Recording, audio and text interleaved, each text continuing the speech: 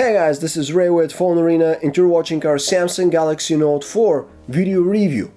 Launched in 2011, Samsung's first Galaxy Note arrived at a market where phone screens were already getting increasingly bigger, but most were still nowhere near the 5-inch mark. We were just getting used to working with those larger-than-life 4.3 inches, and out of nowhere came the Galaxy Note, a true monster with a 5.3-inch screen size. It looked scary with its imposing dimensions, and it felt rather weird at first, partly due to its focus on the S Pen stylus. However, Samsung believed in its new form factor and it kept pushing it. And that's what has led us to the Galaxy Note 4, which has just begun hitting the market in some areas of the world, and as one can imagine, the hype is starting to reach critical levels. As the everything plus the kitchen sink device in Samsung's portfolio, the Note 4 is expected to pack all the latest technology available in order to meet the requirements of its tech-savvy public. And by the looks of it, the Note 4 isn't going to disappoint. The newest phablet by Samsung sticks with the same 5.7-inch diagonal as its predecessor, but significantly bumps the resolution. Most other components of the device, including the chipset, camera and the S Pen, have also been upgraded. So make no mistake, the Note 4 is shaping up to be an extremely versatile mobile device, which is something that typically characterizes the Note line. With an enhanced design full of hardware and software features, the Samsung Galaxy Note 4 looks like a dream come true for smartphone enthusiasts who tend to be firmly convinced that more is better when it comes to technology. This is an ideology that we'll now put to the test. Samsung typically isn't the kind of company one goes to should they seek a meticulously crafted device, and that doesn't really change with the Galaxy Note 4. Nevertheless, Samsung has tried to step things up with its build quality, as the Note 4 now utilizes an external frame made of real metal. The frame itself has a bit of a strange shape, with slightly protruding areas in the four corners. This type of appearance isn't so mainstream, and frankly, we don't care much for it. The front of the Galaxy Note 4 is instantly recognizable, while the back has kept a lighter version of the faux leather pattern that was present on its predecessor. Most importantly, gone is the fake stitching element, so the back looks much more normal now. However, it's still made of a paper-thin piece of plastic, so overall build quality can't really be seen as impressive. It's a good thing that the Galaxy Note 4 isn't outrageously big for a phablet. It has barely gotten bigger than the Note 3. Still, it's unpleasantly surprising that Samsung's new device has gotten heavier than its predecessor, from 5.93 ounce or 168 grams to 6.21 ounce or 176 grams. It's not a major difference, but it's noticeable. If we have to compare the Galaxy Note 4 with another contemporary and quite popular phablet right now, the iPhone 6 Plus, we can think of both good and bad things to say about its dimensions. On one hand, Samsung's phone is not as high, but on the other, it's significantly thicker, which makes it feel a bit less sophisticated and classy. The physical keys, which include the home, volume and power buttons, are very well executed. They aren't phenomenal, but have a satisfying response with a reassuring clicky feel. They certainly work better than those of the Galaxy Note 3, and hopefully they will remain like this in the long term. After the water and dust-resistant Galaxy S5, it's rather unfortunate that the Galaxy Note 4 doesn't feature those same capabilities. Indeed, spilling water or other liquids over your shiny Note 4 may cause irreversible damage, so you'll be better off exercising some special care when handling the device. The S Pen stylus isn't too hard to remove from its slot, but nor is it very easy and seamless to do so. On one hand, that's good because it won't accidentally fall off, but on the other, you do have to apply a bit of force in order to take it out, plus it might be a bit of a hassle in case your nails are too short. The pen itself isn't uncomfortably small, but it would have been even better if it was just a bit bigger, closer to the size of a real pen. The polarizing AMOLED screen technology is back with the Samsung Galaxy Note 4, and it's way better than before. The Note 4 sports a gigantic 5.7-inch display, which is naturally way bigger than the average smartphone screen out there.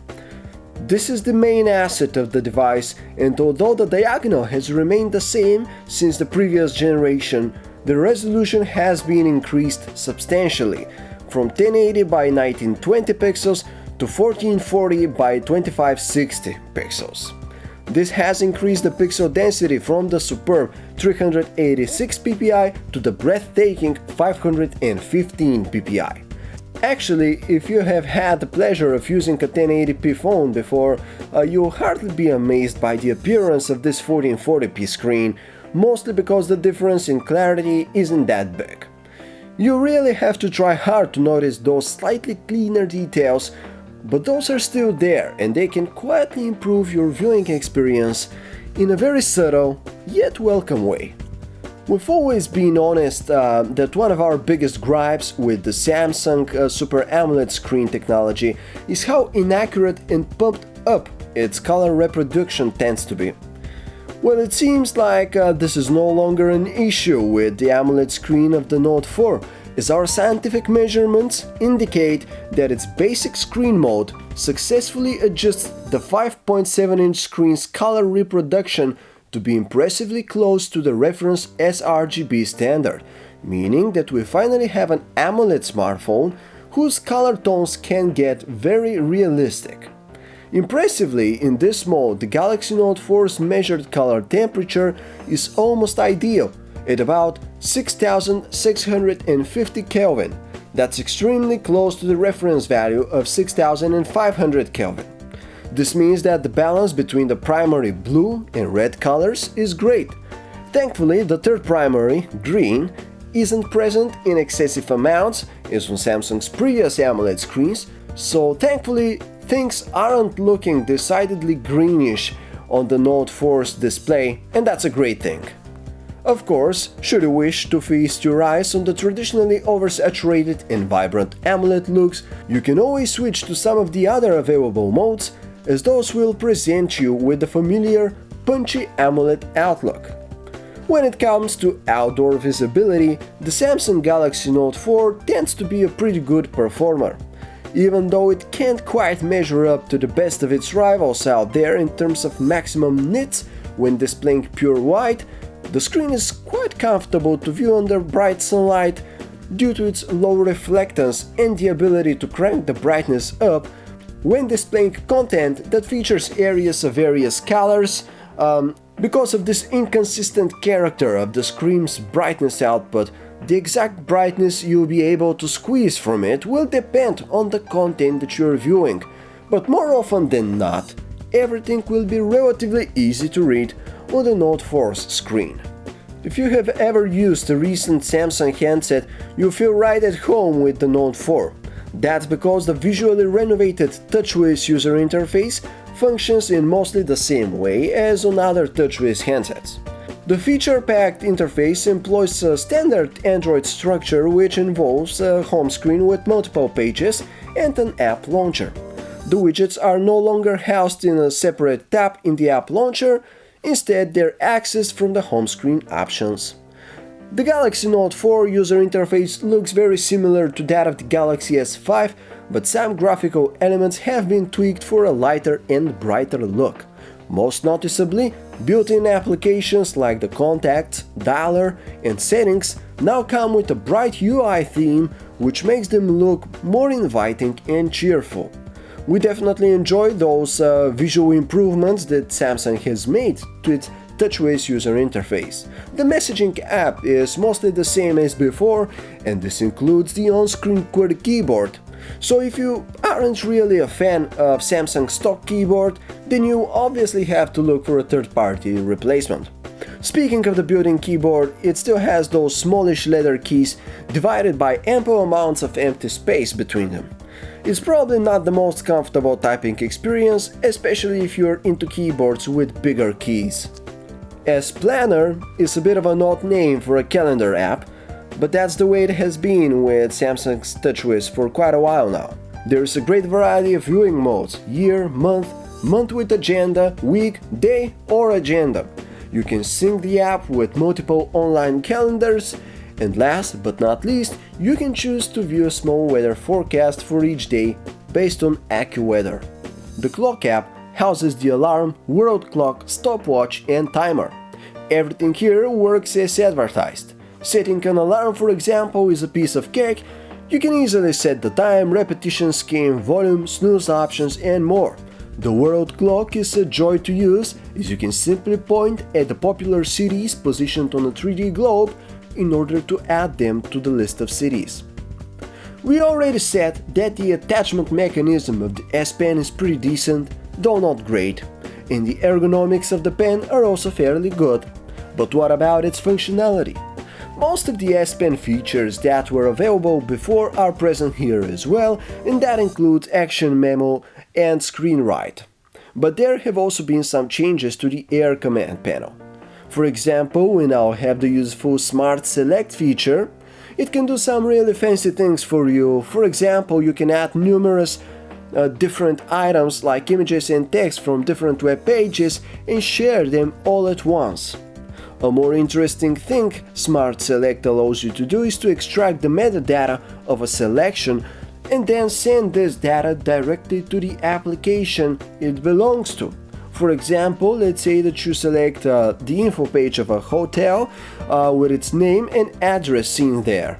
By choosing the metadata option, you'll be able to easily find the address of this hotel in Google Maps and get directions to there. Samsung has also worked on the sensitivity and accuracy of its stylus. The new S Pen is supposed to be more precise than ever before, allowing you to get as close to normal handwriting as possible. We have to say that it really works better than before, though it naturally isn't quite the same as writing with pen and paper. With some getting used to, though, we can imagine that one can get really skilled when handling the S Pen. Not to mention that it's been proved that the S Pen is a capable tool for artists, as we've seen some really cool pictures painted using the S Pen. Samsung has once again worked to improve the S-Health application that comes with TouchWiz Android, and we have to say that S-Health is really becoming a comprehensive and useful tool for people who practice any fitness activities. Aside from doing some trivial things like counting your steps or letting you track your calorie intake, S-Health can now measure the UV radiation from the sun as well as the oxygen saturation in your blood, in addition to measuring your heart rate. Both new features seem to work well, but those obviously have a mostly niche appeal, so we don't actually imagine that they would come in handy too often. Depending on the region, the Samsung Galaxy Note 4 will be equipped with either a Snapdragon 805 SoC or Xiaomi's in-house Exynos 5533 processor. The Snapdragon 805 has a true next-gen CPU, a quad-core 2.7 GHz Crate 450, supplemented by the Adreno 420 GPU, a cutting-edge configuration that manages to deliver fluid and snappy performance despite the incredibly high 1440p resolution of the display. Meanwhile, the Exynos 5533 comes with a 1.9 GHz octa-core CPU. It has 4 Cortex-A57 and 4 Cortex-A53 cores, along with the excellent ARM Mali T760 GPU. However, we do believe that most markets will get treated to the Snapdragon version of the phone. Both versions will come complemented by an ample 3 GB of RAM, making sure that there will be no bottlenecks in performance in third-party games and apps, as well as when you're multitasking. At the bare minimum, the Galaxy Note 4 will pack along a spacious internal capacity of 32 GB, which can be supplemented by the phone's micro SD card slot. After all, you'll probably want to store quite a bit of content on that multimedia powerhouse. As with any other Android smartphone nowadays, the Google Chrome browser comes pre-installed on the Samsung Galaxy Note 4. However, it has been replaced by Xiaomi's own browser as the primary app for the purpose. Both internet browsers have come a long way, and exactly which one you are going to side with for your internet surfing needs depends mostly on the subjective or stylistic preferences. If you enjoy the benefits of a 4G LTE network, then you'll be happy to know that the Samsung Galaxy Note 4 has support for LTE Category 6 with theoretical downlink speeds of up to the whopping 300 megabits per second, as well as uplink speeds of up to 50 megabits per second. Naturally, these are all speeds that you hardly reach with today's LTE networks. Anyway, if you aren't that lucky to have access to an LTE network, you'd still be able to make use of the phone's HSPA Plus connection. All of this goodness is accompanied by modern Wi-Fi technology, along with the latest Bluetooth 4.1 edition. Samsung is among the leaders in the camera space, and that's a well-deserved position. All of the company's latest handsets have featured incredibly capable cameras. Samsung's latest phablet sticks with a camera sensor that has the same resolution as that of the Galaxy S5, 16 megapixels. Obviously, that's more than enough resolution to deliver some impressively detailed photos should the right algorithms be employed. While Samsung hasn't provided more specific details about the Note 4's camera sensor yet, we can assume that it's not much different from that of the Galaxy S5. With a 16 megapixel resolution and f2.2 aperture, the sensor size clocks in at 1/2.6 inches, making for a decent 1.12 micron pixel size.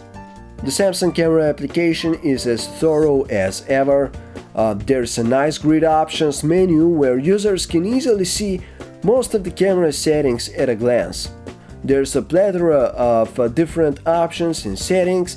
The camera modes menu has been greatly simplified, with some modes being sent to the main options grid, while others being moved under the shot and more shooting mode. A new shooting mode in the Galaxy Note 4 is Rear Cam Selfie, which, as the name suggests, helps you make a selfie using the rear camera. Of course, you can always stick with the regular selfie mode that uses the 3.7 megapixel front camera. The Note 4 is an extremely capable camera phone. The Galaxy S5 was already great, but the Note 4 finds a way to push things even further. The sharp and well-exposed photographs hold plenty of detail without introducing any significant amounts of noise, even when closely examined. The area where Samsung has improved the camera in the Note 4 even further are the colors. On the Galaxy S5 they were great, but had just a touch of coldness to them. With the Note 4, that problem no longer exists, as the color balance of its photographs has a bit more red in it, making for slightly more eye-pleasing images overall that not only look great but also are very natural.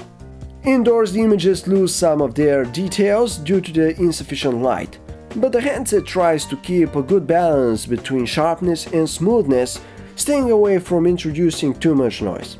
As with the Note 3, the Galaxy Note 4 allows you to record 4K video for up to 5 minutes, though we guess most users would prefer sticking with 1080p video. The biggest addition here is optical image stabilization, which will let you take more stable video footage as well as better low-light photos. The 1080p footage isn't that much different from before, meaning that it treats us to good detail levels and accurate colors, without being truly superb in any way. 4K video looks even better and naturally sharper, but it's limited to 5 minutes and file sizes can get very big, making them less practical for sharing on the internet. One can never have enough screen when it comes to multimedia on the go, and the Note 4 seems to realize this fully. With 5.7 inches of screen real estate, it's a wonderful device to enjoy video, games and other types of multimedia on. If you want lush, vibrant colors, choose some of the AMOLED modes in the settings. If you want a more realistic image, stick with the basic screen mode. The Note 4 gives you the freedom to choose how your content will look on its massive screen. Thankfully, the Samsung Galaxy Note 4 doesn't disappoint in the call quality department. We are pleased to report that incoming audio has a good strength to it, plus voices tend to sound relatively deep and natural in the earpiece, which is a good sign. Meanwhile, the microphone seems to be doing a great job as well. Your callers will enjoy very powerful and well-rounded audio through their earpieces, provided their phones also have good sound quality when taking a call. With a 1440p display, tons of features and cutting-edge hardware under the hood, one might think that the Note 4 may have some trouble in the battery life department. Well, it actually looks like there isn't going to be much trouble in Samsung land, because the Note 4 promises great battery life. The handset is equipped with a 3220 mAh juice pack, which is a decent capacity, but the manufacturer promises the spectacular 20 hours of 3G talk time, so we wouldn't really worry that much about the longevity of the battery. Samsung has one hell of a powerful smartphone with the Galaxy Note 4, that's for sure. The device that started the whole craze about ultra-large screen phones, aka phablets, is back, and it comes with a better user experience than ever, now that Samsung has had the opportunity to perfect some of its essential components, such as the screen accuracy, performance, and S Pen functionality. Staying true to traditional Samsungy design language, the Galaxy Note 4 isn't really what we would call a looker, but at least Samsung has gotten rid of the fake stitches on the backside here and has added a metal frame in order to pump things up a bit in the build quality department. Nevertheless, we still aren't amazed by the overall quality of execution here. The lackluster design though has been made up for thanks to the brilliant AMOLED display, which can finally show both ultra-saturated and lush colors as well as realistic ones. Add the great 1440p resolution and massive diagonal to the equation, and it makes for a truly breathtaking display. So this time around, Samsung has really gotten things right here. But when it comes to its software component, we still aren't amazed by what TouchWiz looks like, as well as how it runs. But we have to point out that some real effort has gone into the optimization and enhancement of Samsung's proprietary user interface, so TouchWiz on the Note 4 looks better than ever. The Galaxy Note 4 has proven to be a very feature-rich and well-executed phablet, and when you consider its amazing 16-megapixel camera along with the cutting-edge Snapdragon 805 SoC, it really makes for a phone without any significant drawbacks. It is yet to be seen if the Note 4 will have such an easy time against its rivals out there, like the LG G3 and the Apple iPhone 6 Plus, but one thing is certain: if you're simply looking for a great, no-compromise phablet, and you find the benefits of having a stylus useful, chances are that the Galaxy Note 4 is what you're looking for. So thank you for watching PhoneArena's Samsung Galaxy Note 4 video review.